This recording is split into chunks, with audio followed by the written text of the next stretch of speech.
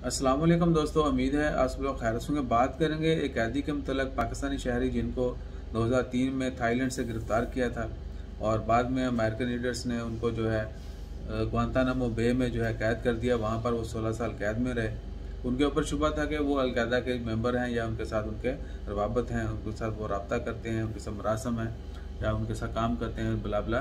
तो फाइनली 16 साल बाद ग्वांतानामो बे जो बहुत ही भयानक और बहुत ही गंदी जेल है अमेरिका की, एक जहाँ पर मोस्टली जंगी कैदी हो गए या इसी तरह लोगों को जो है ना वो दहशतगर्द करार दे के वहाँ ले जाते हैं, टॉर्चर किया जाता है, सालों साल जो है उनको मारा पीटा जाता है, बहुत ही यानी नाजीबा सलूक किया जाता है।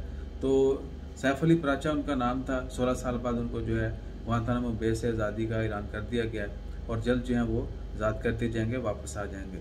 और साथ ही आप सबसे रिक्वेस्ट है कि हमेशा हर किसी के लिए दुआ करते रहें। अगर हम किसी के लिए कुछ नहीं कर सकते, अगली दुआ ज़रूर करें। अपनी दुआओं में हर बेकस को, मजबूर को, नादार को, जो यतीम मस्कीन को ज़रूर याद करें। अल्लाह ताला सबकी खैर फरमाए। अपना ख्याल रखिए, दुआओं में याद रखिए। जज़ाकल्लाह। अल्लाह हाफिज़।